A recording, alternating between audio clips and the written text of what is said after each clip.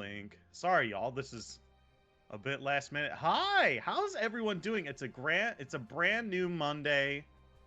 Everyone got a fresh start to a brand new week. How's everyone's, what is it, day 376 of March? 377? Believe so. I'm gonna go Yeah. out on a limb and say that sounds about right. It is day 377. Yeah, so I am existent. Yeah. That is about where I'm at this point. I am here. I am speaking. Yeah. I breathe air. That is. Yes. I'm getting through it. Yeah, I mean, yeah, that's about everything. I mean, Viego was banned for a little bit. That's some fresh news. That was fun. That was a fun thing that happened. Yeah. Do agree. He was one-shotting turrets. That was really funny. Yeah, that was that's a very good bug.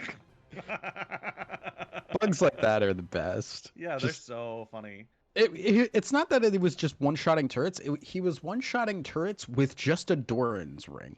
Yeah. Yeah, it was really funny. All he had to do was kill someone with that one thing. But we are able in the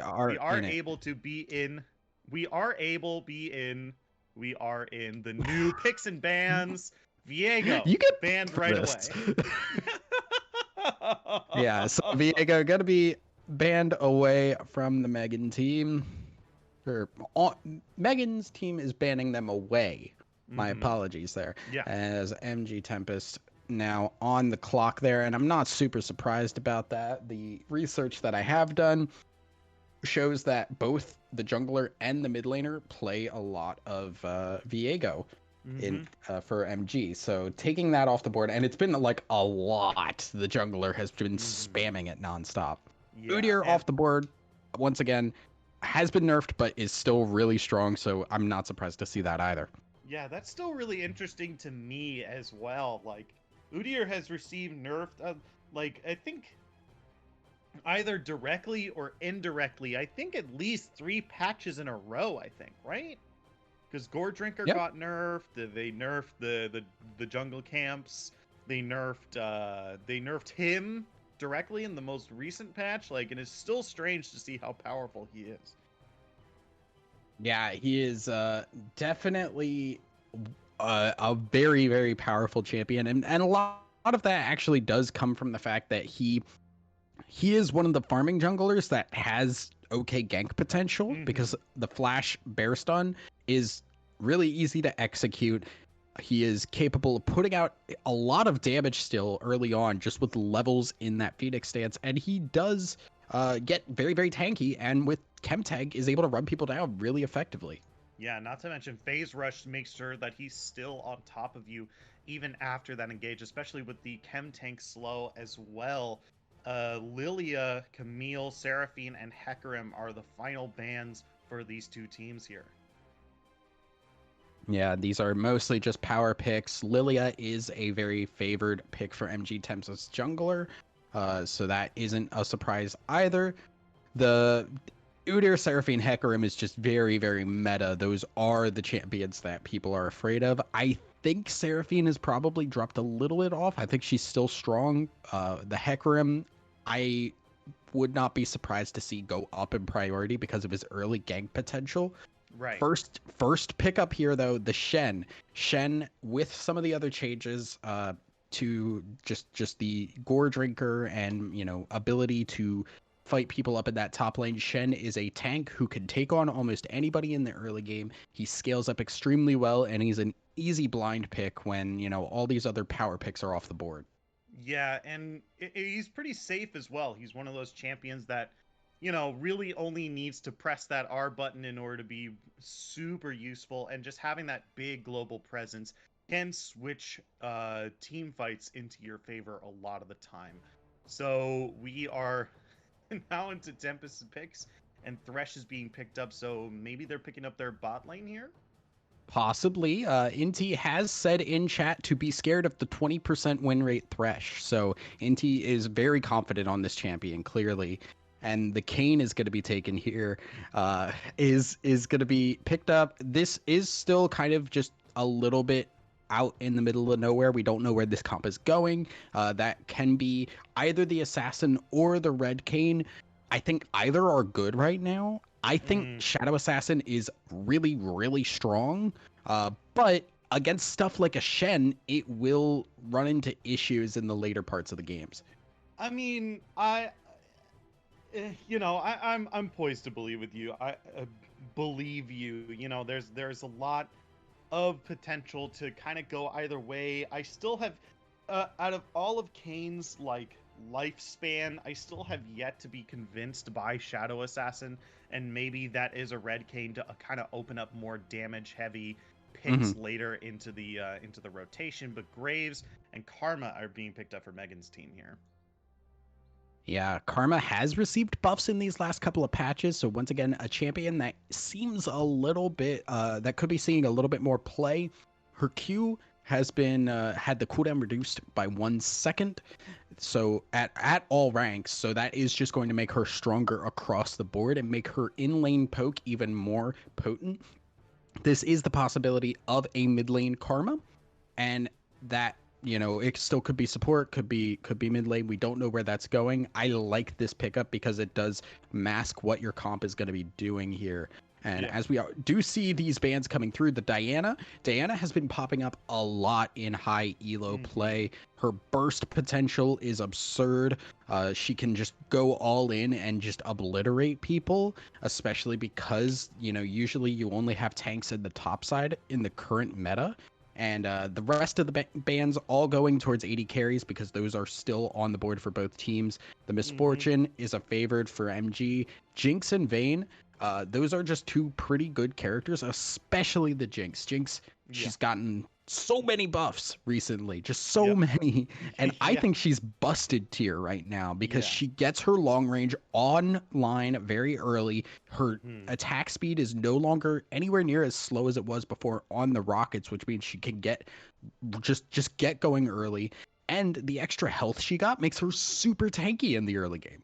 Yeah, for sure. And you know, I think we'd love to talk more about how broken Jinx is with a lot of other buffs that have gone around, but Aphelios and Varus are being locked in for both these teams. Now tell me about this matchup. What do you think about that? Yeah, so I'm sorry, my brain just shut off. What was which Aphelios and Varus. Aphelios and Varus. Yeah. For these bot lane, and Corki got it. being hovered. Corki being hovered. Yeah, so that is going to be a lot of damage. You look at this, there are 3 marksmen on this team right now, the Graves, the Varus, and the Corki, with very different types of damage profiles. You know, you got the Corki, who can be both a poke or a burst type. The Varus is more than likely going to be the lethality poke type, so it's a lot of siege with the disengage from the Shen and the Karma. And then Graves can duel people and burst people very effectively here. So it's going to be, you're not going to be really looking to try and stay together with this team because they just don't have the front line to try and take a 5v5. It's more about trying to siege things, just trying to get around and force people to protect objectives and just keep taking that damage over and over again. Yeah, for sure. And now Sylas is locked in, and this is a bit of an interesting pick for me because usually whenever you see a Sylas, especially last pick, you're picking it against a team that has very, very powerful ultimates. And here, we really only see Stand United as like an incredibly powerful ultimate that you'd want to steal. What do you think about this Sylas pickup? I would disagree with that slightly. Okay. When Sylas steals Corki's ult, he gets a full stack. He gets full 7 missiles. So that isn't bad for him. And that could be good as far as like trying to keep some of the wave pushed back. That could give him a little more wave clear, and that this team does lack that. MG Tempest team lacks like a lot in terms of wave clear, and that is a problem for going up against a siege composition. But looking at the other ultimates, Varus ult does have good AP scaling. The Karma, you get access to her abilities essentially. With the ultimate, which is not bad. But yeah, the Shen ult is going to be a big one. Huge AP shield off of that. And like what I need to see from Tempest really is getting picks, because they need to get to objectives first, and they need to not get poked off of them. They need to be on their game and getting aggro early on. And when I'm looking at this now, I think this Kayn has to be Shadow Assassin, because there's only one person you're going to be able to get red form stacks from, and any of those squishy ranged characters will be annihilated by a Shadow Assassin Kayn. Right. And I wonder how much of it was like, hey, and this is like a weird thought process, and I don't think that this is the reasoning at all, but there's like a part of my brain that's like, I wonder if we just don't want to deal with Red Kayn, so let's pick a bunch of ranged characters, so no matter how many times he kills us, he has to go Shadow Assassin. Ignorant impure fools. Yeah, so this basically does really force the Kayn into the Shadow Assassin, but I think that's fine, because I think Shadow Assassin is really, really strong. It is really, really good. And you will, I'm assuming at this point, unless the Kayn really falls behind, you will see it at least once where Kayn could just one-shot somebody. Just WQ, auto, ult, bam, get out, and they're dead. Right. Yeah, and I think I agree that like now that we see this team comp, that it is going to be actually really good to pick up Blue Kayn. You know, I have my doubts about Blue Kayn, but when your opponent is 4 squishy characters and a Shen, why don't we just ignore the fact that Shen even exists and sneak behind the enemy team and kill, I don't know, Corki? Why not? You want to do that. You do have to keep an eye on the Shen ultimate timer, because that is a very, very huge cooldown, and if you go in at the wrong time when that is available, you are going to screw yourself over. So the biggest thing is going to be trying to get that Shen ultimate down before they really go for a kill on somebody. So a big thing is just going to be timing cooldowns for MG Tempest to get the cooldown of the Shen out without using too many of their own cooldowns. That's really the name of the game here. And if Tempest can do that, they can then force team fights where their beefy frontline, the Sylas is going to be a little bit hard to kill. You got Thresh and Gnar. If Gnar goes in mega form, there is a lot of frontline for MG Tempest to just kind of play a death ball comp and run them down. Yeah, and I really, really like the Aphelios pickup here. I think that's a very, very strong AD carry here, especially considering the bans. I think that's great. I'm loving the MG Tempest team, honestly, because personally at least. And Megan Sims, that's going to be interesting. Usually when you see high damage comps like this, they have to get ahead early and they have to win hard and soon. Yeah, absolutely. We are now into that spectator delay here, and I don't dislike Megan's team composition here, because it's not bad. It's just you have to play on a hairline to get this right, and one wrong move and it will completely fall apart, whereas there's a lot more room for error for MG Tempest here. This Sylas can kind of falter in lane and still scale up in the late game and be that real big threat. I want to see what runes we see on the Sylas, because there's a couple different schools of thought for that. If I'm going up against a Corki, I would absolutely be taking Fleet Footwork into this and be just trying to scale up, hit that level 6 point, and roam around the map, because the picks that can happen from MG Tempest are going to be huge. Right, for sure. But we will see which team comp is going to come out on top here. We have two pretty much knife edgy kind of comps, especially with the Blue Kayn on MG Tempest. So let's see how each one fares as we get into Summoner's Rift in just a little bit, but don't go anywhere. We'll be right back after this.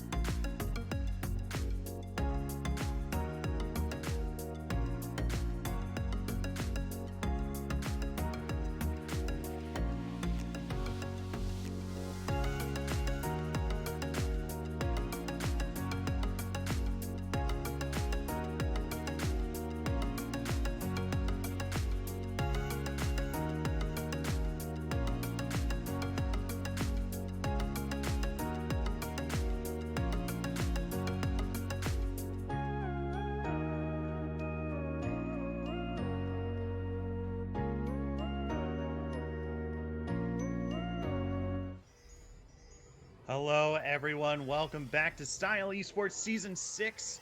We have Megan's team versus MG Tempest. We are finally on the Rift, and we have a bit of an interesting start. Usually we see lines of scrimmage drawn across the river, but we have some invades across the map. Yeah, MG Sloth gonna be walking into a couple people. Yeah, doesn't have to spend his flash, but does have to start with that little dash there. So not exactly ideal, but not going to lose a flash for it. So that's, it's a mixed bag. It's a mixed bag. But they do know the start of Jima, Hikari Jima here. So that is going to be some useful information for the blue side here.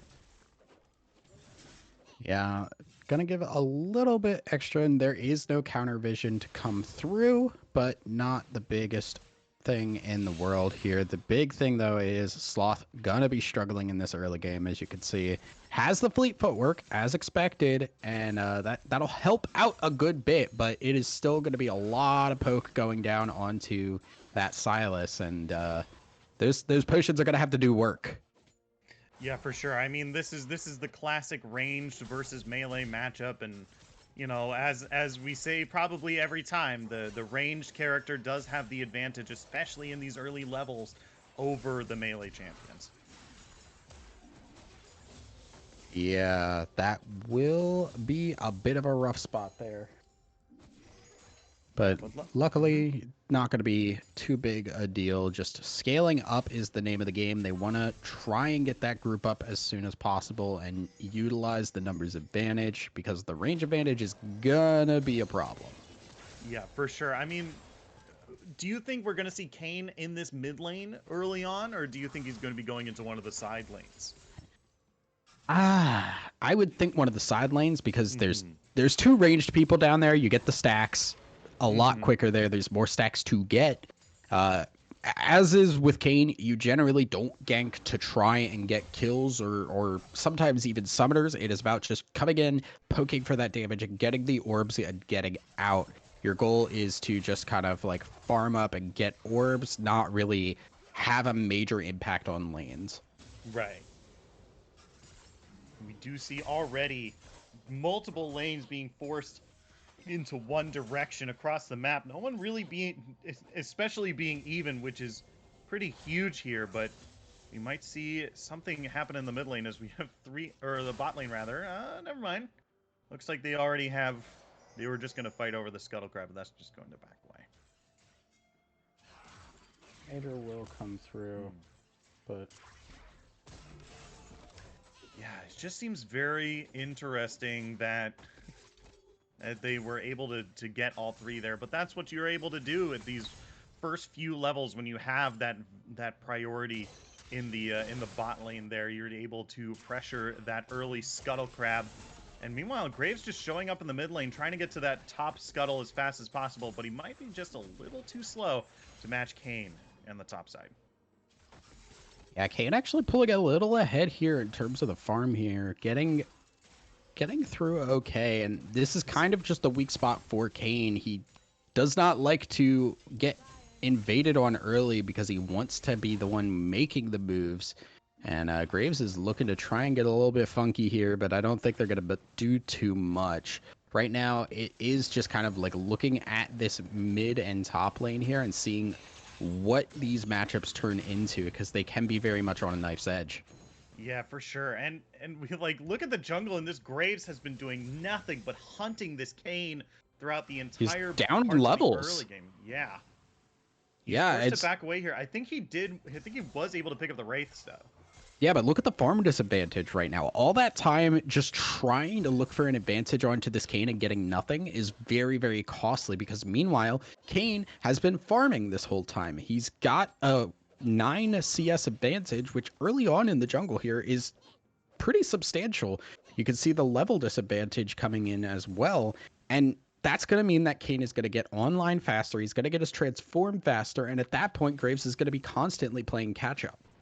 Yeah, for sure. I mean, and Graves is one of those champions that wants to be farming. Like, you do have, when you have these ranged characters in the jungle, they want to basically be sitting there. And and farming and getting up their items so that they can actually deal the damage that they're supposed to. So Graves spending a lot of time looking for this this Kayn here might prove to be a little bit hard to get his damage potential in the mid game online. And you'll see it'll be really hard for Graves rather to get these ganks going, because the only lane he really has set up for is bot lane with the Varus ultimate or top lane with Shen's taunt. The mid lane is not going to be easy to set up. Sylas can just dodge out of the way of a lot of Graves and Corki's stuff. There's not a whole lot that's going to really happen there, and you can see Kayn wants these orbs here. Oh yeah, he's going to be looking onto, oh, that's going to be the flash as well. Karma is going to be rooted onto the ground. The damage is going to be followed up, but not a whole lot. Varus is just going to return with some poke damage. They're just going to back away. Yeah. Surprised to see Christian blowing the flash there on the Aphelios, because that is a really, really important summoner spell to have. One of the weaknesses that Aphelios does have is his early mobility. And it is to use the flash aggressively when it did not really seem to be getting a whole lot, or the chance of getting anything was very small. I don't think that was exactly the right call, and we'll have to see if Varus can make use of that once level 6 does happen. Yeah, for sure. And we already see the first dragon starting up in Karijima. Christian and Inti are here. That's going to be knocking up onto Shimmering there. He's going to be taken very low. Aphelios is going to be taken up first mid here. Now Tegan is the target. Christian is going to, MG Sloth is going to find yet another kill here. E-Boy Rick on the side having to fight Torito, and you can't really run away from a Gnar, and that's going to be 3 kills and a dragon going over to MG Tempest. And this is the weakness of this composition. They want to poke people off of objectives. They want to either take them without a fight or poke people away from them. If it gets to that point where a fight is going to happen, you just have to sacrifice it, especially this early in the game when the poke champions have not actually come online. You're risking so much going for these early objectives here, and like, you just want to let your champ scale. You don't need to force the issue here, and I think that that call is just an easy win for MG Tempest. Yeah, not to mention this Graves still doesn't have his ultimate yet. That's a lot of damage that's just not on the table. In addition to Varus and Corki, they have tiers in their inventory. They're not even Manamunes yet. That's a huge amount of damage that you just don't have in comparison to MG Tempest, who is doing nothing but building offensive items. Like, they also just have the ability to start fights on their terms here. You've got the Thresh Hook. The Sylas engage is also very, very good. If Gnar is there, that ultimate can do a lot of work in team fights, whereas all of the CC from Megan's team just basically disengage CC. You know, the taunt is the only real engage. Maybe Varus ultimate, but it's not the easiest thing to hit consistently. You're basically just trying to kite out, and they just put themselves in such a small circle that it was not really a good idea from the get-go. Right. And you know, we saw at least one of their players, E-Boy Rick, just try to kite out from that fight as much as possible, but you know, he was running away from a Gnar who has right now a Hearthbound Axe, but there might be an engage right now. That's going to be the flash play from the Thresh.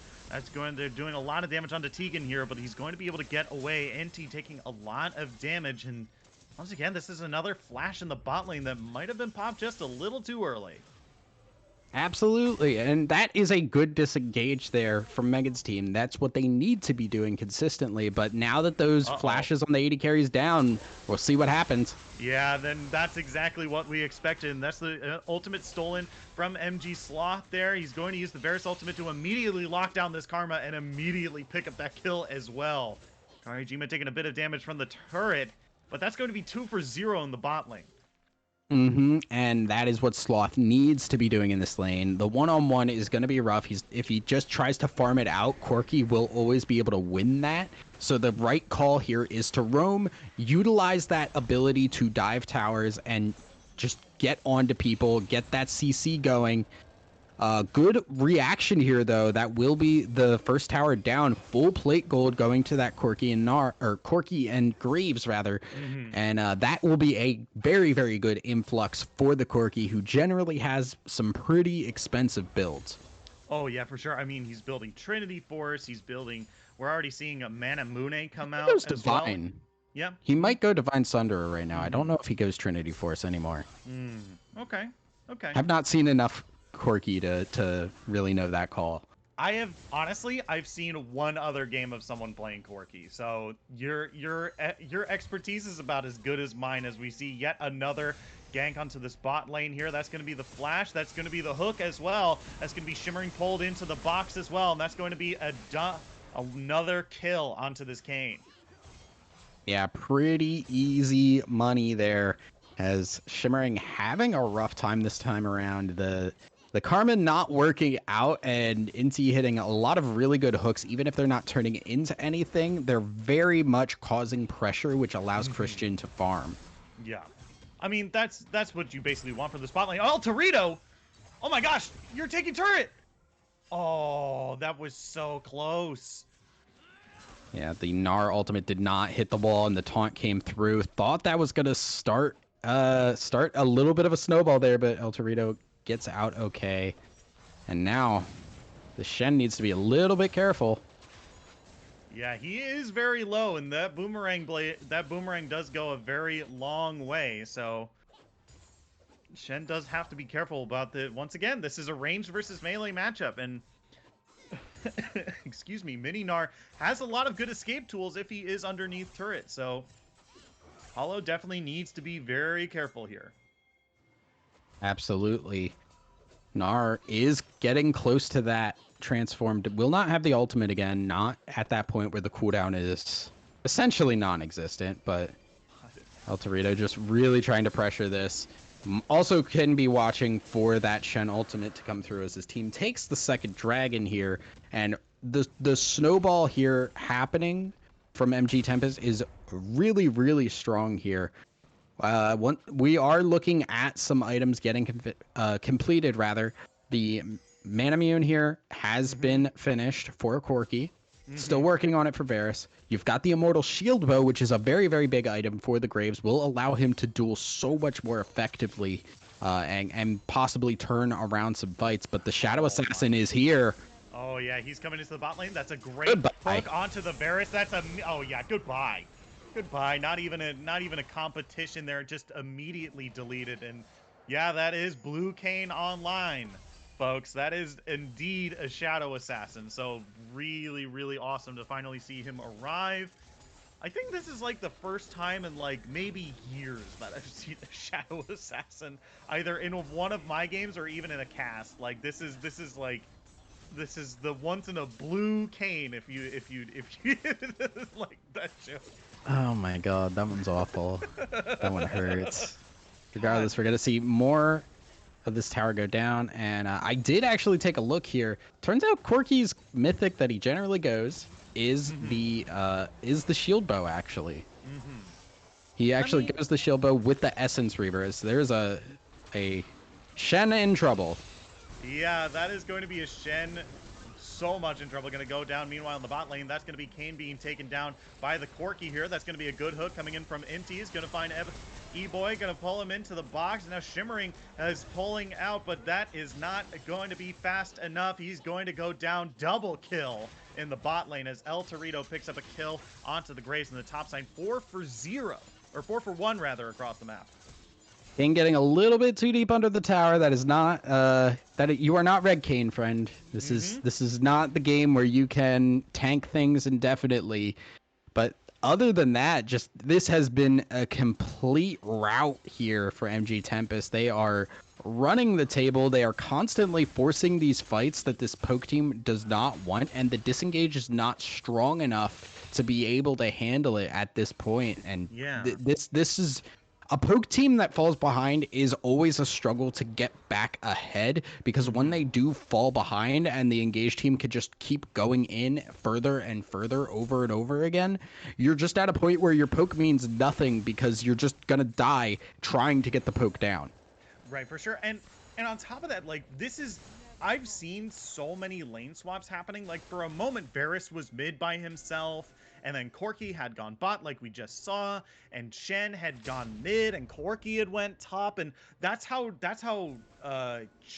excuse me, uh, why am I missing Silas's name right now? Silas was able to pick up Stand United because that lane swap happened, and now El Torito lane swapping himself and being in the bot lane is just going to be a huge issue for this Varus here, as MG Sloth he have to deal with this Corki here. He has used the package.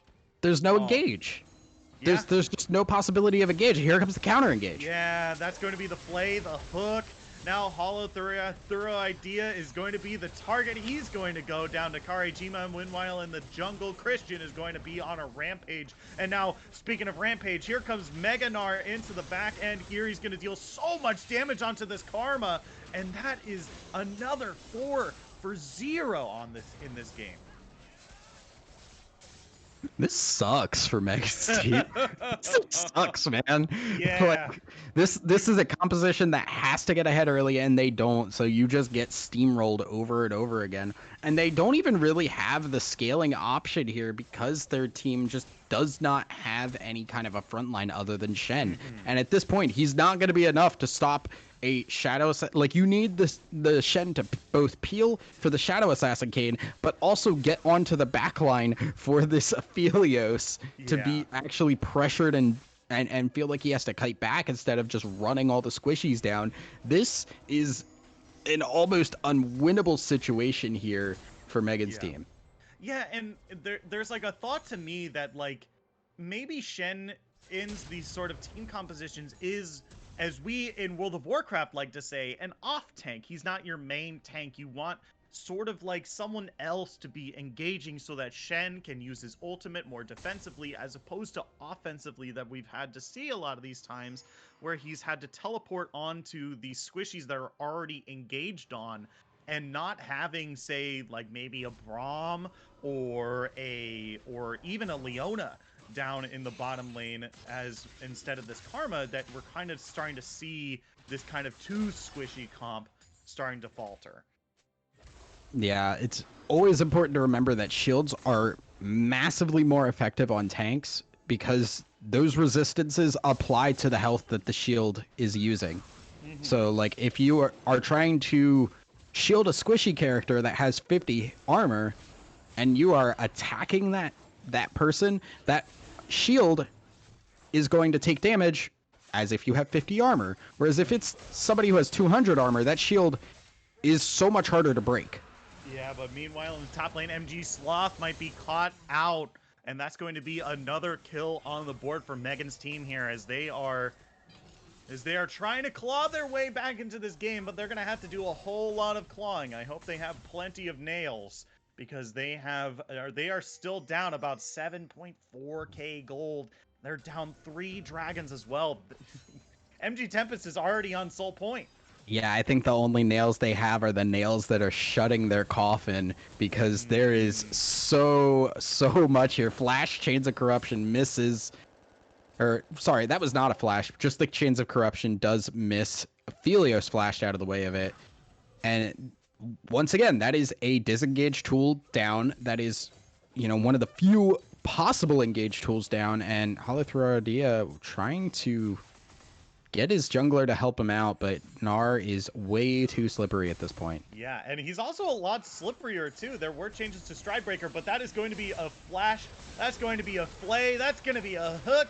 And Death Sentence, that might as well be exactly what happened in that mid lane there. Paragraph. Karejima is going to look for more. He's going to pop that ultimate. He's going to flash away. He might be underneath. Ooh, that's going to be an amazing lantern. Oh, that was really, really good. That was a great. Uh-oh. Oh, no. That's going to be Gnar coming in from the backline. That's 3 members stunned up. They're underneath the tower, but that's not going to help them out enough. El Torito, MVP of that team fight, as Shelly continues to maul down these turrets one by one. Just push it in, guys. Take us home. Oh, they're not doing it. Okay. They're not doing it. Yeah. And they really. Are they looking for Baron? Yeah, it looks like they will be going for Baron, and they can really do that because E-Boy is going to be down for another 12 seconds. Not going to actually go for the Baron. Okay. I feel like they could at this point because even, like, there, once again, is not really an engage option here. Right. For Megan's team. Yes, they'll be in that Baron pit, and yes, there is poke from the Varus and the Corki, but it is so stunted at this point because of the gold disadvantage that they're at. And the possible turnaround there is so scary that the poke can't even get close. If they just walk up, the threat of the thresh hook, or even just Kayn running around a wall and obliterating somebody is so scary that they can't even really contest a Baron realistically at this point. Right, for sure. And I do want to point something out really quickly. And I only want to point this out because this is the first time that I've seen this item. But that Kayn is sitting on a Shield Reaver, a Serpent's Fang right now, which has the Shield Reaver ability, which does bonus damage to shields, which I think is actually insane. Like that item, I've never seen that item before. I was like, this patch. Yeah, it got buffed in the previous patch, and I was like, nah, there's no way people actually build this item, right? Seems so niche, but looks like that's going to be the engage from E-Boy Rick here. The box is going to come down from Thresh. He's just standing there, but it looks like this is the turnaround that they're looking for here. Karijima coming in from the backside here. He might be able to find Varus, but that's not going to be enough. Shimmering is going to be the first to fall for Megan's team here. Karijima now looking for more. E-Boy Rick locked down, and that's going to be 2 kills for the Aphelios and 1 kill for the Sylas as they are immediately moving on to Baron. Yeah, all of that burned just to try and chase down that Thresh there. And that was about as good a fight as you could possibly ask for, but you can't do anything with it. The Gnar TP'd in was very much stuck in mini form, not going to get Mega for a long time. The engage came through, they got the Thresh down, but they had nothing left in the tank, and El Torito eventually able to chase them down. Christian damage coming through, Karijima just absolutely eviscerating anybody at this point here. And like you said, I think that Shield Reaver item very, very good in this instance because you're looking at, you have the Immortal Shield Bow Shield on 2 characters. Uh-oh. Crazy Warface, gonna be able to get away. Sorry, which yeah. means Corki you can continue your point. Yeah, Corki does not have it at this point, but will be more than likely getting it. But you've got the Karma Shield, you've got the Shen Shield. There is so much in terms of shielding that this item is very, very good. There are I'm sorry that I keep interrupting you, but there's so many instances where it looks like a fight is going to happen. Like just then, Aphelios was able to land 2 roots, and there was a Thresh and a Sylas waiting to engage there. And this is basically how the game has to be playing for Megan's team here. They basically have to be playing so scared. We even saw the Shen ultimate come across, and you know it's now on cooldown, and now that's a huge important tool just not available for them. Yeah, and that's kind of what you need to do. If this game was close, that's what would need to happen too. You bait the Shen ultimate out and you disengage immediately. Don't keep going into it. Force the Shen ult down and then back off, reset, and force another fight afterwards. You have the ability to do that with the Thresh, and you just don't play into what that composition wants to do ever. Yeah, for sure. And we did see something happen off screen that normally is a big focus in these games, but you know they now have Infernal Soul MG Tempest, and this is going to be a huge thing, especially for Blue Kayn, and this Gnar is relentless in its split pushing. Yeah, and no one can answer it. Like, who's gonna stop it? Shen is the only one, but he needs to be with his team right now because if he's not, that's 4 squishy people and a Thresh and Sylas that could just grab somebody and immediately the Kayn will blow them up.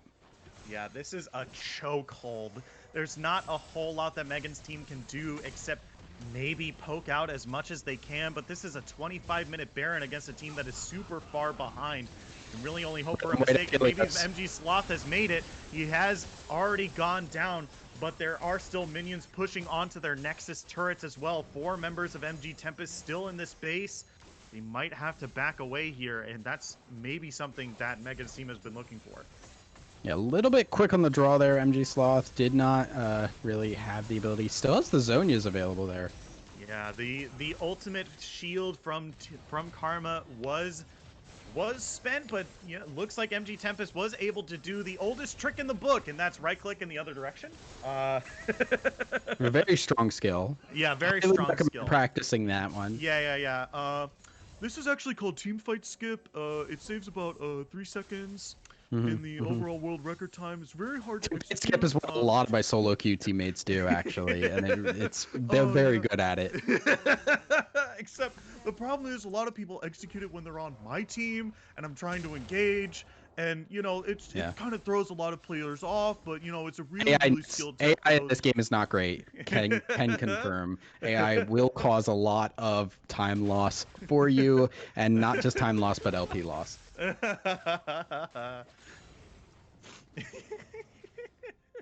As I've broken my play-by-play.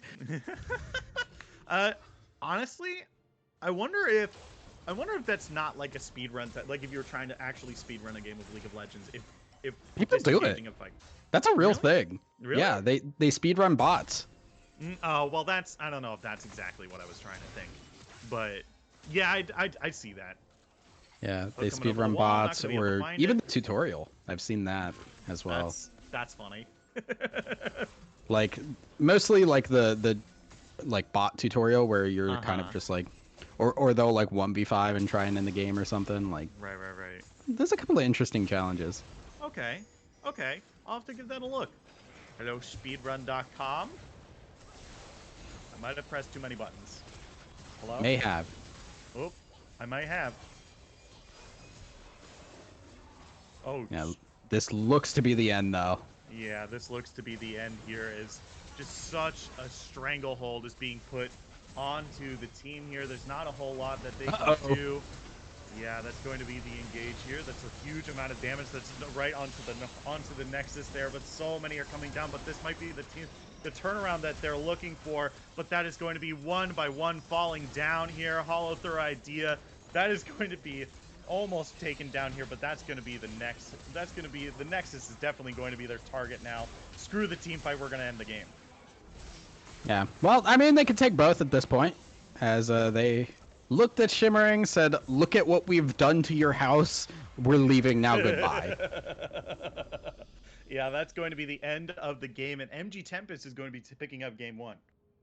Yeah, really solid game. As soon as there was a mistake in that poke comp where they forced that dragon fight they never needed to actually take, they punished it super hard, and at that point the chokehold was there and they never let go for the rest of it. So exceedingly well played from MG Tempest there, and I want to see Megan's team regroup, come back around, and recognize, like, okay, maybe we opted a little bit too much into that poke composition, and swap into something that can be a little bit more malleable, something that can actually play around with different win conditions, and also recognize what your team composition does and play around that win condition. Maybe give up some dragons. It's fine. You're a poke comp, you scale, you siege onto the teams later, but we did not see that this time around. Yeah, we are going to take a brief break as we set up game 2 of Megan's team versus MG Tempest, but don't go anywhere. We'll be right back with more Style Esports right after this. Don't go anywhere.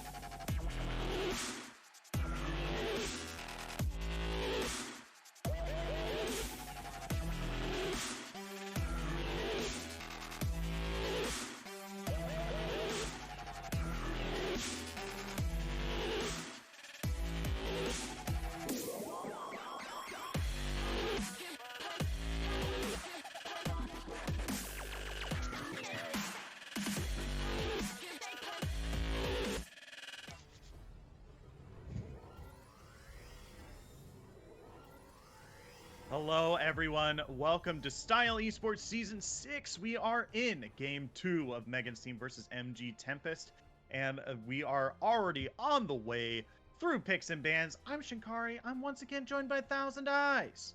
Hello. Hello! And did that throw you off? You wanted me to say something or not?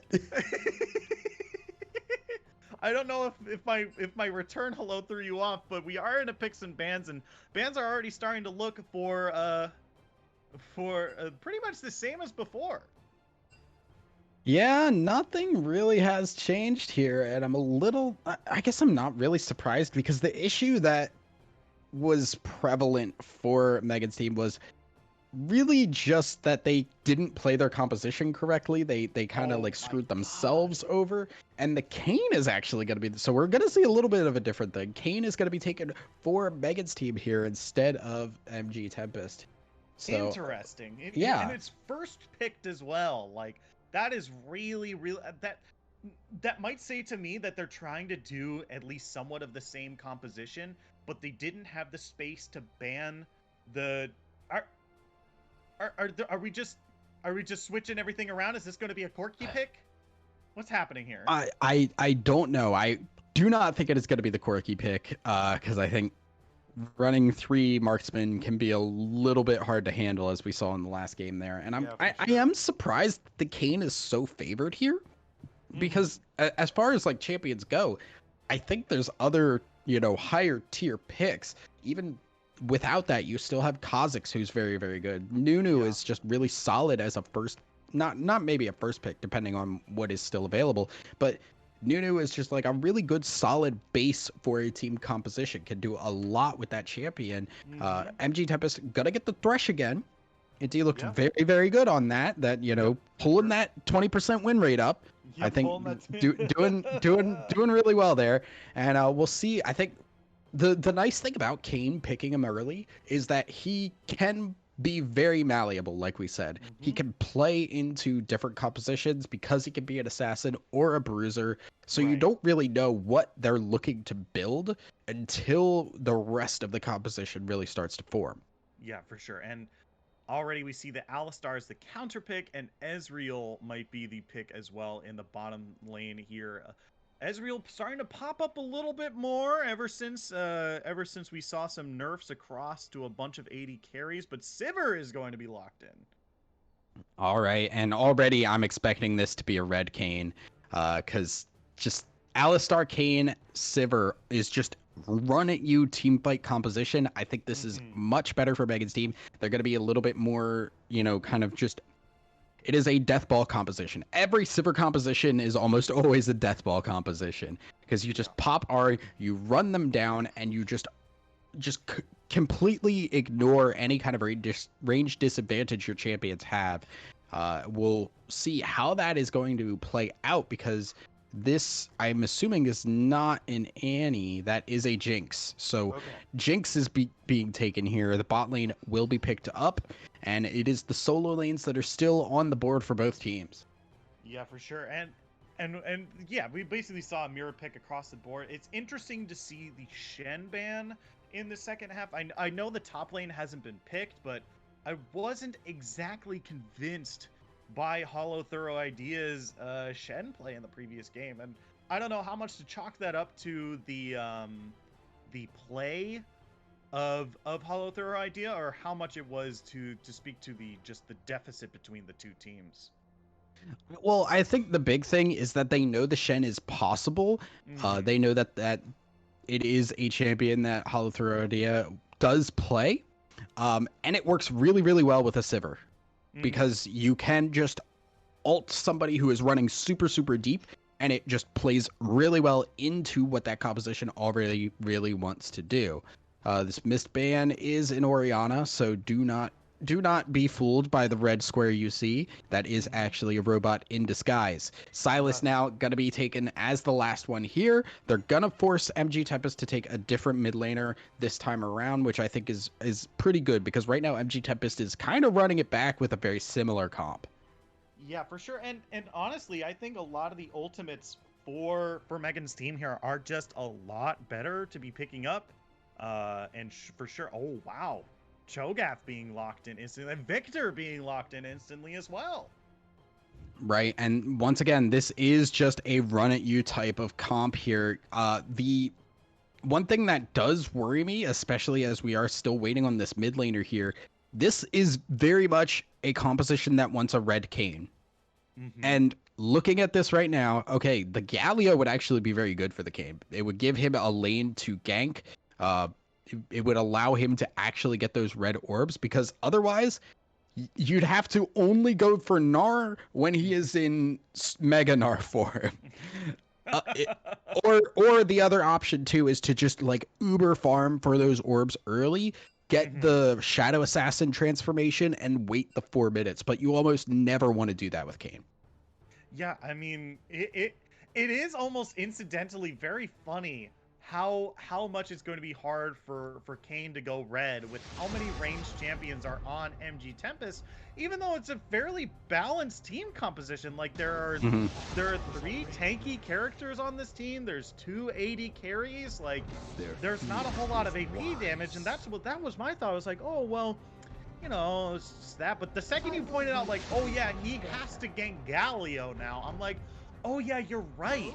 Like, he really only has to farm his jungle and kill Galio in order to ensure that he's going to get red Kayn. Yeah, and it's not a gank that he really wants to make either, both because Victor cannot really get hit unless Galio over engages and he's counter ganking.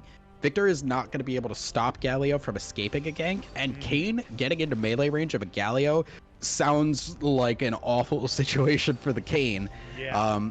And now just like looking at these other lanes here, the Alistar Sivir versus the Thresh Jinx is basically going to be, can Alistar Sivir get the constant pressure onto this Jinx, or is the Thresh going to be able to hit a hook, start snowballing this Jinx, and get her off the ground? Because once that starts happening, we're going to see a very similar thing of that range close from the Thresh is going to cause a lot of issues for the Sivir.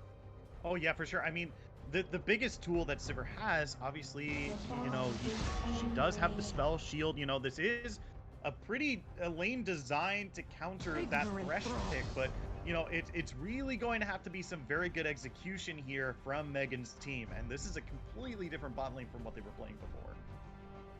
Yeah, it is very different, and I'm glad for that. I think the composition as a whole is different and a lot easier to execute. Once you get into these team fights, this composition is really, really strong. The problem is when you look at these like individual lanes, Cho'Gath is not going to have fun in that top lane. Yeah. He is going to struggle against this Gnar. He's not going to have a fun time. Victor should be fine, but Galio is very good setup for Graves, so there's a lot of options. If Victor can shove Galio in, and Galio lets it happen, Galio can just hit the CC, Graves can come in, and they can get an easy kill. Bot lane, like I said, Thresh being able to hook early on, getting the Jinx to get a little bit of an advantage. The Jinx range pressure is going to be very, very big, and it's going to rely on Kayn for being able to come in and actually make an impact on that lane. For sure. And this is going to be, I think they really have to put Megan's team really has to put some attention into that bottom lane. Like you said, like this is really going to be, if Jinx is able to get off the ground, we're probably going to see a similar game from what we saw from before. Christian is a very, very good AD carry, and on a carry that once they're ahead, they pretty much stay ahead for a good portion of the game. Yeah, definitely going to be a rough situation there. And I mean, honestly, what I want to see from Megan's team here is kind of what they did do last time, but I said they shouldn't have done. I want to see them take these early objectives. Obviously, Victor kind of is a bit rough in the early game. He wants to get the stacks going, and generally he's weak early on. However, one thing that is great for Victor is if you do start skirmishes and you start doing well in those skirmishes, you fast track your evolutions very quickly and can snowball very, very hard.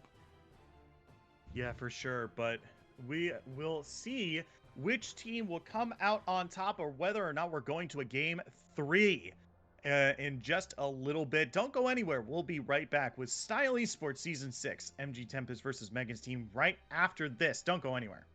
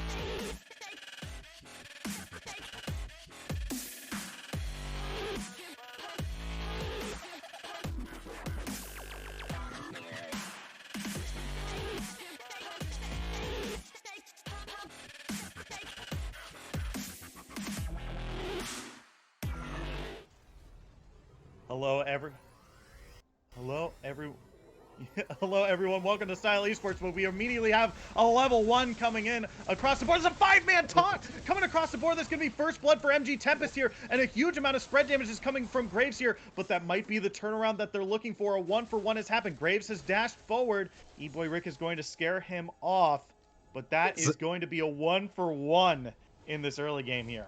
That is the nuttiest. level 1 Galio I have ever seen. Yeah. A level 1 flash from the Galio that hits everybody.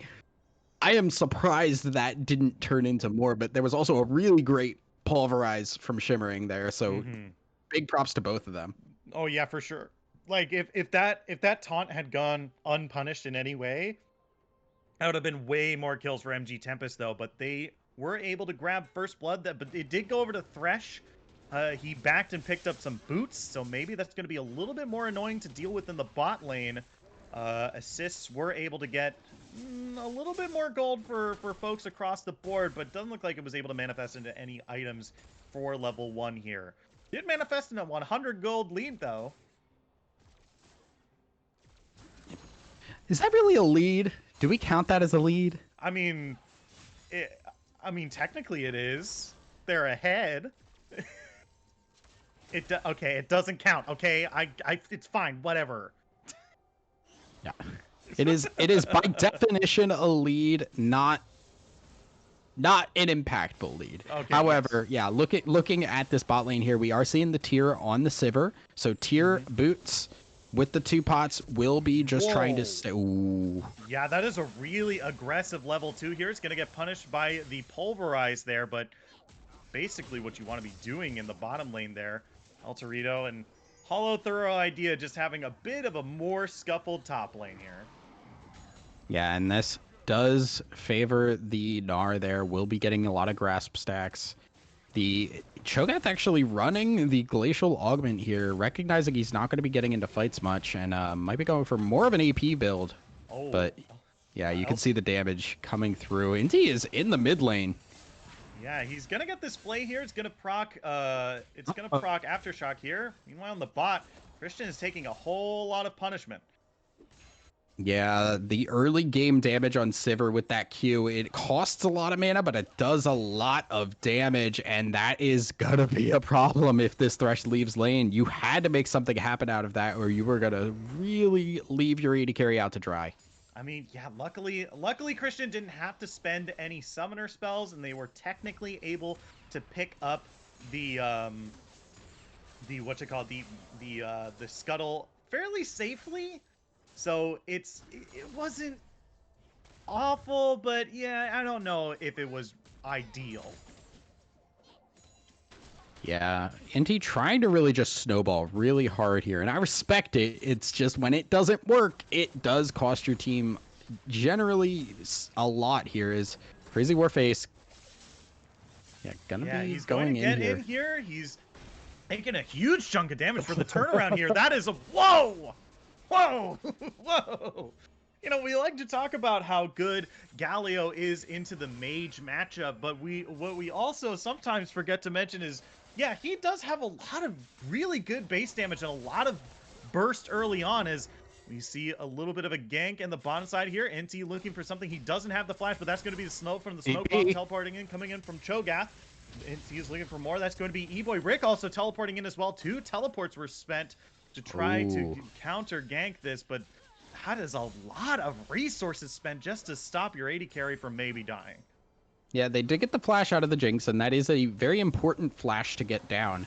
Only real mobility she has in her kit right now. I mean, okay, so going back to that Galio point, ironically enough, Galio struggles in a lot of mage matchups because he just cannot actually, like, most of his abilities require the ability to get into melee range, which if he's getting poked out will not happen. What he's best at is the AP melee characters, like a Silas or something like that. Generally in melee matchups, he does really well, and that's why the Kayn just got absolutely bodied when he tried to go for a gank. The Kayn is running Dark Harvest, so this may actually be an Assassin Kayn here. Yeah, that'll be interesting for sure. There's not a whole lot of targets. They really, really want to get Christian out of this game if that's the type of Kayn that he's looking for. And right now, Christian's in a bit of a rough spot right now because he's not been able to back since that early TP play. So this is allowing for Tegan to just play really, really aggro. Does not have a lot of mana and is not getting the spell shields. but Christian basically is at a point where the engage will not favor him if Thresh wants to go in. Yeah, we do see maybe something happening in the mid lane here. They are... That is Karijima playing very patient. He is finally going to back off here as Scuttle is starting to spawn, and this might be the reset looking for this first dragon play. That is going to be Christian getting his first back, so that's going to be huge. El Torritos does still have his teleport available, and Karijima is in the vicinity of that dragon. He might have already started it, actually. Yeah, and now Alistar looking for a gank in this mid lane has the flash available, but I don't think that you want to be trying to gank this Galio right now. He is pretty beefy, and Victor is not online yet. This will mean that Dragon should be pretty easy to take here. Galio just going to run interference, so they cannot do anything about it. Yeah, it's going to be really hard to steal from a jungler at this stage of the game. And Kayn is just going to respond by taking red buff in the top side, but that doesn't look like it's going to be enough here. They might have found out Shimmering, though. There's going to be the Pulverize, the Flash, and the Headbutt. MG Sloth is now going to use his ultimate to try to get out of turret range. It's going to be successful as the heroic entrance is going to be also the heroic slaying of Alistar. Yeah, and that's kind of what we talked about there. You don't want to really gank this Galio. His early game with the Aftershock makes him super tanky, and his base damages are very good. Victor does not have enough in the tank yet to be a factor in these fights. And with the Thresh there, going to make it a really easy pickup. Yeah, for sure. And looks like Karijima is taking this opportunity to respond to his own red buff being taken by grabbing Crazy Warfaces, which is basically going to nullify whatever advantage that Crazy Warface thought that he had before. So this is going to be a big pickup for him.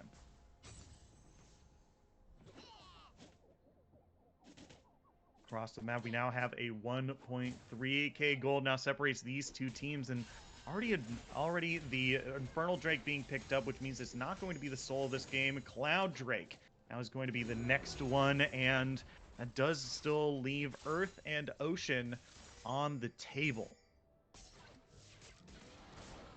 Yeah, and I wanted to see a little bit more aggression and grouping here, but there hasn't been anything available for Megan's team here. Is just especially in this top lane here.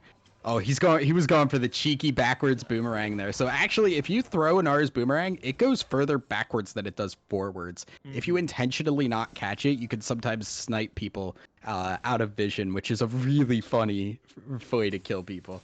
Yeah. But it looks like he was just trying to stop the back as much as he can. Although through our idea, probably too deep into the channel for him to actually get something out of it. But here comes Crazy Warface in from the side here looking for a gank. That's going to be the Chilling Smite onto El Torito here. He's going to use that bounce really, really well. And he's going to be able to get away from the Kayn here. And Graves just going to be here to provide a little bit of backup. Right now, Shimmering does not want to be where he's at. Yeah, for sure. Especially with the amount of pressure that Inti is putting onto Tegan in the bot side here. Just trying to keep Sivir off the waves as much as possible. We are going to see not a very traditional build from Sivir this game. We're going to be seeing like a Muramana and maybe a Duskblade of Drakthar come out from Sivir, which is really, really interesting to me. I'm from the age of static Shiv and lots of attack speed Sivir, so let's see how this works out. The hook comes down on Alistar, but no follow-up. Yeah, right now it is just kind of a little bit of a stall out here, but the damage is basically like it is a. Oh no! That's definitely not what you want to be seeing when you're Kayn. He did flash after he had used the blast cone, didn't put him in an ideal position, and then immediately followed by a flash and an ultimate from El Torito. He was able to pick up the kill there, followed by a huge ultimate from Graves, who was able to finish him off. That's a 1-for-0 on the top lane there. Yeah, and this is just kind of just the natural progression of things when Gnar is this far ahead, and especially just when this Cho'Gath is running for the AP build, does not have the ability to really kind of fight. He needs items to actually be impactful in fights, and this is just now. I really was kind of hoping this was still going to be a tank Cho'Gath, because at least then he could show up, be a body, and create space for this Victor. But with the AP, he kind of is waiting to come online and actually be, you know, a factor, which is what the rest of his team is doing right now too. Yeah, it's just taking a little too long to come online, and maybe he's just banking on too much of the inert tankiness from post level 6 Cho'Gath, and you know that might come back to bite him in the butt. Yeah, it's kind of just the scaling game right now for Megan's team. They would just want to stall things out, try and get their items going, especially for this Cho'Gath and Victor. Get the evolves happening for Victor and just do what they can here. But that is so rough when Gnar can just do these kinds of things to you. Yeah, he does also have a Stride Breaker as well, so this is, oh my god, he hasn't even used any abilities! He's just auto-attacking him! And that's gonna be the kill for El Torito in the top lane, oh my god! Yep, and Gnar is pretty good into Cho'Gath, guys. Yeah, it turns out. Who would have known? Who'd have thought? Who'd have thunk it? Yeah, my gosh, and that's really Stride Breaker doing work too, because he did use the dash midway through there. Oh no, I don't like this dragon. Okay, the Graves is back. So Graves was shown top lane, is back now, but this dragon call, they need to get this and get out, and I don't think they have the damage yet. Yeah, that's going to be Inti immediately playing Shimmering towards Christian here. Here comes the teleport in from El Torito, but that dragon is still being fought, but maybe they'll lose a lot more than they bargained for here. Shimmering still very low, has not gone down, and finally he's going to go down. Tegan having to fight El Torito on the backside here. He's now has to fight both Cho'Gath and the Sivir here. He might be able to get out. Oh, he uses just the little bit of movement speed that he has. He's now Mega Gnar. Here comes the heroic entrance. That's going to be the Gnar getting away. The Cho'Gath there. Here comes the ultimate, but he's too tanky. He can't go down. Are you trying to kill a Mega Gnar with that ultimate? Are you kidding? Oh my god, that's going to be a 2 for 0. Yeah, this just feels so bad here. Just what do you do at this point? Like, Kayn still has not transformed. The damage is not enough to even chew through this Mega Gnar here, and just the little bits of fight that were left in Megan's team there are just getting stomped out every single one of these fights. Yeah, and they're being zoned so hard. And something to note there is we kind of the camera panned towards the end there. Oh, Christian might be caught out here. That's gonna be the headbutt pulverized, but that's gonna be the Lantern pulling him out as they're able to get away. I did want to mention that El Torito, his whole purpose in that whole fight was to just make sure Tegan wasn't in it, and you know we saw the results of that kind of mentality there, because there was next to no damage for Megan's team here. They just weren't able to follow up on a lot of these engagements. I think that MG Tempest spent a little too long trying to kill Shimmering. Like, Alistar is pretty tanky, regardless of being behind in HP, but with that, or being behind in terms of gold. But, you know, that, with the ultimate pop, did take him a very long time to kill that Alistar. Yeah, absolutely. But like, what were they able to do with that space there? You know, I said at the start, I didn't like that dragon call because the Graves was going to be able to get down there before they got the dragon, and I'm not going to be able to talk. Oh yeah, E-Boy Rick getting caught out here. That's going to be the play in the box, but he's a little too far here. Wait. He's going to be he is going to be able to take down Inti here in the side lane. Meanwhile, MG Sloth having to fight Crazy Warface, and the rest of the blue team is following up here. Gnar and Graves are coming in from the side. That's going to be the taunt, and maybe he can survive for just a little bit longer, but he's not going to be able to do so. El Torito just fighting Cho'Gath and 1v1ing and getting the kill. Maybe he can get more here. He is getting the slow on a Crazy Warface. That's going to be the return CC, but not going to be enough. El Torito still looking for more. That's the headbutt pulverized. That might be the turnaround that the blue team is looking for here. El Torito still not full on that Mega Gnar bar jet, and Karijima is still a little too far forward. He's using auto attacks onto wards in order to give him the rage that he needs. Can he get the transform? He's not going to be able to. Alistar being able to find the shutdown here, but shutdown gold going on to Alistar. Is that as useful as it's going to be if it was on someone else? Yeah, Gnar falling there, but oh, here comes the Ultimate, not gonna. It just hits the Cho'Gath walking into lane, I think. I believe it hit the Kane in the middle of the jungle there, and he took a Oh, little bit of yeah. damage, and then immediately healed it back up. Yeah, but still, once again, waiting on that transformation there. The kite out was very well played there. That's what you need for Victor there. You get the Alistar and the slipperiness of the Kane, and it allows for Victor to get so much done because he can just pump out damage as he's running away. And this is what you need to see. He's 202, 100% KP, and that is 100 stacks just off its passive from the kills alone. You add in the minions, that's another 150 there. You're looking at two abilities that are going to be online very quickly. Yeah, and once again, this is a scaling comp. They want to be going into this later bits of the game, and the longer that this game goes on, the more powerful it will be. Lancer coming in, might not be able what they're looking for. El Torito trying to find the kill on E-Boy Rick here. He's going to be stunned up inside the gravity well here. He's still looking for more. Crazy Warface coming in from the side here. Here comes the Tempest Storm. That's the flash from the Kane. He's going to dive immediately onto the little Gnar here. That's going to be the ultimate as well. And now E-Boy Rick is the one who is on a killing spree. Yeah, and this is very big. He's got 3 abilities already unlocked here on this Victor. This is a huge boy. Yeah, that's going to be the flash over the wall as well. As they're trying to find the turret, they're going to be able to find it. Now Cho'Gath is the target of both Galio and Graves here. He's taken incredibly low. Flashes have been spent. Here comes the Headbutt Pulverize and the knockup from the Cho'Gath as well. Graves has been taken very low. The Ignite is ticking, and he's going to go down 2 for 0 in the mid lane. Yeah, these are good turnarounds here. Obviously, Tegan falling is not great in the bot side, but in the meantime, you get 2 kills in the mid lane. You get them onto one onto the Alistar, one onto that Cho'Gath, getting him off the ground. Kane is getting a lot of damage done. The Victor obviously getting the kills. I think either one of them getting it is great here. I'm amazed that Crazy Warface is actually able to get so much done without the transform yet. Yeah, I think he might just be holding on to it because he might just be the transform might be blue Kane. Usually what happens is that people just wait if it's not the transformation they want. He's going blue Kane. Oh yeah, but here we go. That's going to be the Gnar forcing Victor and Cho'Gath into the fight, but he's immediately going to turn it around. The Storm is going to be able to find the kill onto him. MG Sloth is now the frontliner, but he's going to be the next to fall as Tegan picks up another kill for himself. Still, no kills have been found for MG Tempest, and it looks like they're starting up the Dragon.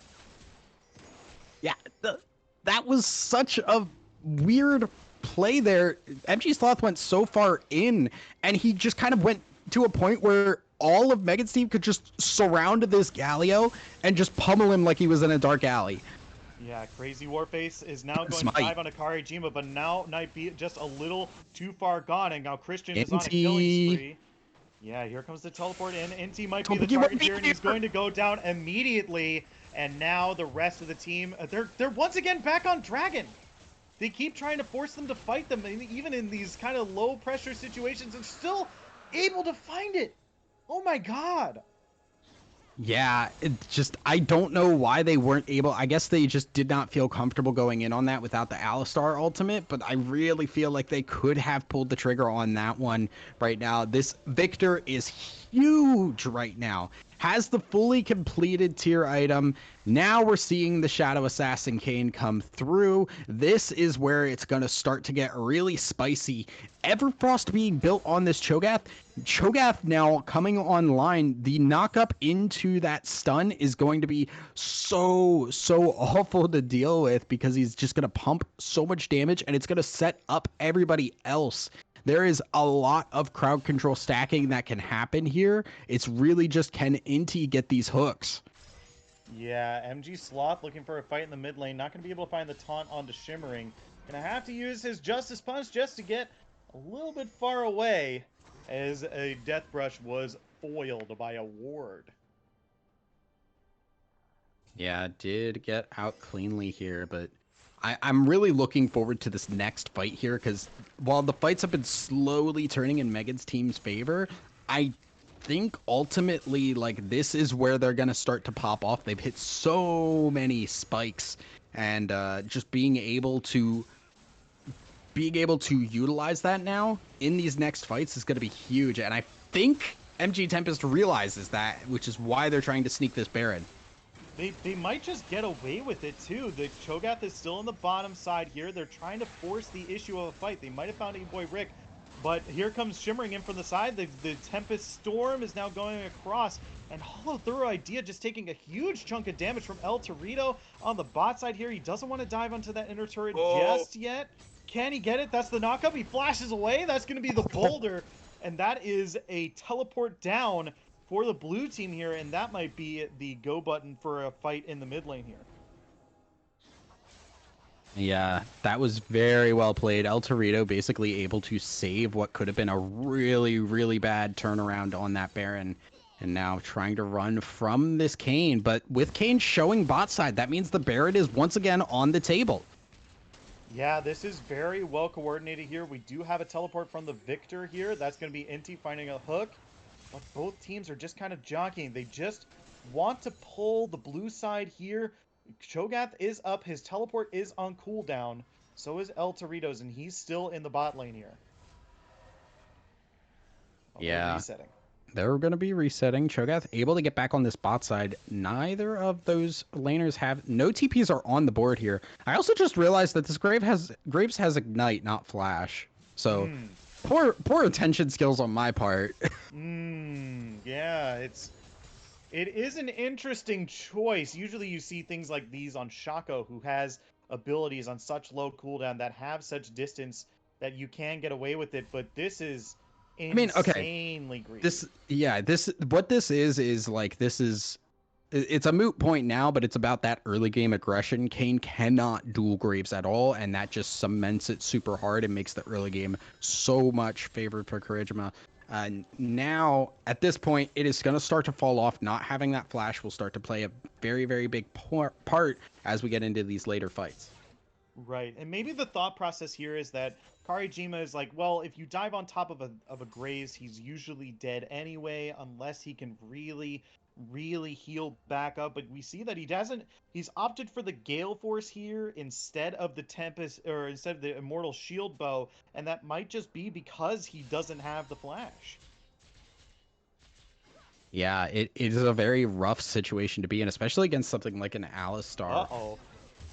Hollow Throw Idea looking for an engage onto the Thresh here. He's taken down to almost half HP here.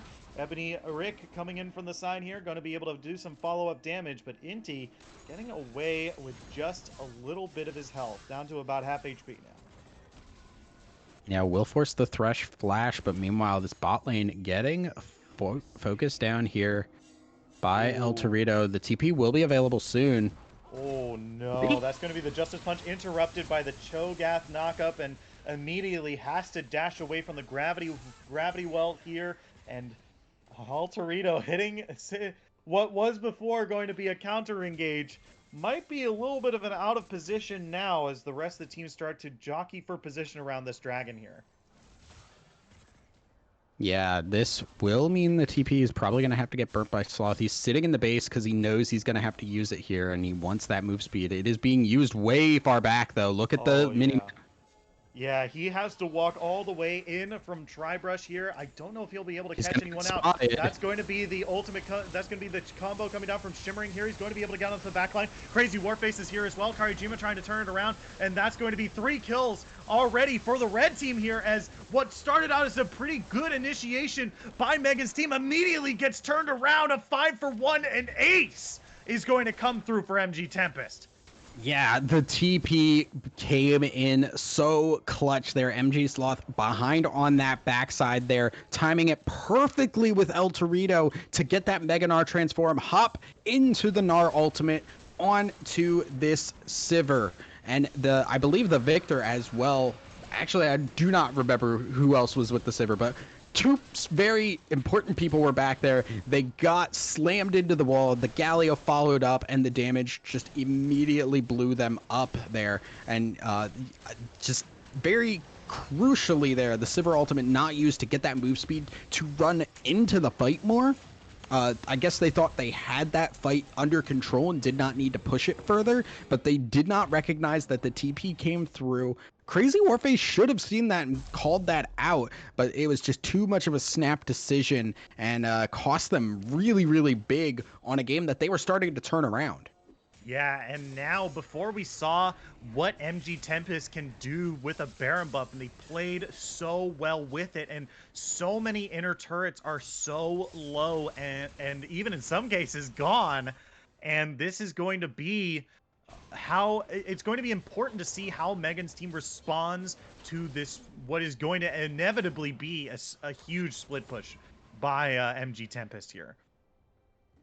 Yeah, the Gnar is the crucial issue here and has been for the last, 5-10 minutes here. Torito, just no one can answer him. We've seen him just 1v1 this Cho'Gath over and over again. And the Victor is not going to be much of a different story because of just how innately tanky this Gnar is. Just building that health. You see there's not a lot of in terms not a lot in terms of resistances. The Gargoyle Stoneplate just getting finished now. It is mostly just health and straight up, just base resistances. As the blue buff will be taken here for E-Boy, gonna have to try and put that to good use here. Yeah, it's just more and more we're gonna. It's interesting. Okay, so the 1-3-1 split has now happened. It's a 3-3-1-1. I don't know how you're gonna get a 6th and 7th person on here. 3-3-1. What are you talking about? 3-1-1. Graves is gonna be in the mid. Gnar is going to be in the bot, and we're gonna see Galio, Thresh, and Jinx in the top lane.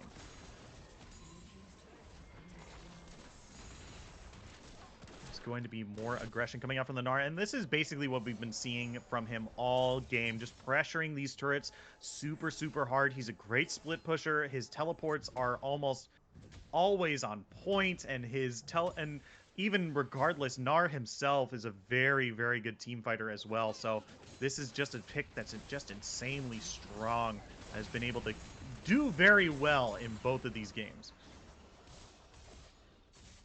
Yeah, it is really rough here. You can see Cho'Gath trying to do something here, but he's 3 levels down right now, and that is not a Cho'Gath that is going to be able to do much of anything, especially with that Baron buff here. You'll see the tower start to fall here up in that top side. They need to make it engage on this 4v5 split, and they really just need to have Shimmering go in. Yeah, they really have to pressure them out of these pushes here. They have to make something happen, because if they don't, they're just going to get the same strangleholders they saw before.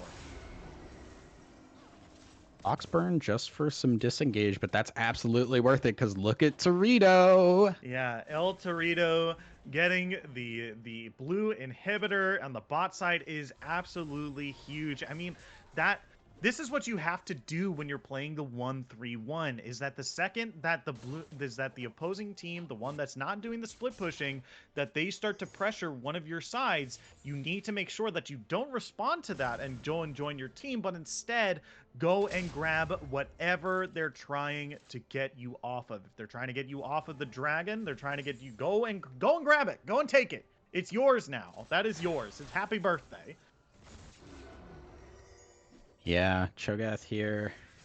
I want to see actually how many stacks he's at, because it does not seem to be that many. Yeah, just the 6 stacks here off the minions. No kills for that feast as of yet.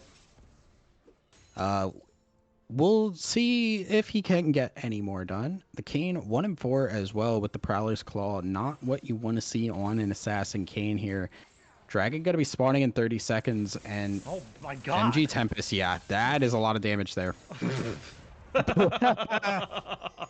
Yeah, just for good measure. And I think it's like 10 damage too, right? It's like a little bit, it's like double digits, like really low amounts of damage that you take when you use it. Is it? I have to double check. So. I always thought it was like a smidgen bit of damage. Okay, so Trundle Pillar does do like 1 true damage, and that's specifically to make sure that it correctly procs tower aggro. Okay. But yeah, this is the Dragon Soul here. Oh yeah, that's gonna be the Dragon Soul, and also a Kayn Soul for Thresh. That's great. trying to steal it away from him, but it's not really going to work out. El Torito now having to fight Shimmering, but Shimmering, you might have picked a fight that you don't want as the rest of the team is now collapsing. Here comes the teleport in from the side here. Shimmering is taunted. Bye-bye. He's taken real low. Cho'Gath is going to be a guarantee. There's going to be a consolation prize as well, as now they're gunning onto E-Boy Rick here. He's taken very low, forced to flash and dash away as much as he can, but that is so much damage now, and they can heal back so much of this aggro. El Torito going so deep. Care.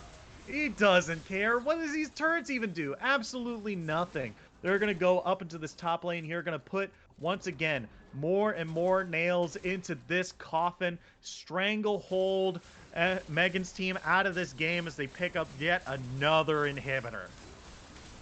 Yeah, and they could look possibly to try and push this game in. They got the Jinx, who can take these towers pretty darn fast here. Oh, here comes yeah. Kayn. Yeah, that's going to be crazy. Warface immediately going to be going down. Shimmering is now the new target, and he's going to go down as well. Just going to pad some stats. Make yourself look scarier for the next team you're going to go up against. Tegan taking so much damage from these Jinx rockets, but Inti Script, Karejima, and the minions are going to be ending this game. GG, 2-0 over to MG Tempest. Yeah, and really, it looked dominant in so many areas there. There was just one section of this series where it looked like there was going to be any kind of fight, but Megan's team not able to really pull anything out of it. E-Boy Rick looking solid on this victor here, able to get a lot done, able to farm up really well, and make some really good turnarounds, but this top lane was an issue both games. The jungle situation was always working out for Karejima, and then just bot lane Inti really hitting these hooks consistently and causing so much scared play throughout this entire series. Yeah, I mean, El Torito just drew so much attention into the top lane, and it is just so insane the amount of pressure he's been able to press on just Gnar. And both of these matchups, he was a Gnar into a melee matchup, and it was just so, I feel like that was like half the reason why it was so easy for him to get so far ahead. Yeah, absolutely there. It's such a rough matchup to go up against, and you just don't, like, as Cho'Gath, I feel like trying to go AP is really like saying like, okay, I'm gonna take this on, I'm gonna actually like be able to win this lane somehow. And I think 95% of the time you're better just taking the lost lane, going for the tank, and just trying to scale up and kind of look to your bot lane to try and get that lead going, because that is a lane that could have actually gotten off the ground early. Oh yeah, for sure. And it was just so good play. I think across the map, I think the MVP for certain of this entire match has to be El Torito. He was just playing so well on the Gnar. He was pressuring so much, knew exactly all of these matchups and how to play against them. He just his like, even his micro was insanely good as well. Like, there were so many times where Cho'Gath was like, okay, I'm going to predict that he's going to go here, and then immediately moves all the way around it perfectly, and it still stays within range to continue fighting Cho'Gath in a lot of these cases. So really, really good job from El Torito here. Absolutely there. I just, all around the board, really, just really great play, and this is a team that is going to be very, very scary come playoffs. Yeah, for sure. They're definitely a team to watch, but that does it here for us over at Style Esports. Thank you all so much for watching today. Thank you so much for the follows as well. If you haven't already pressed that follow button, why haven't you? We have League of Legends every day here at Style Esports. Really, really great games all across the board. We are getting into playoffs as well, so more exciting stuff to be happening.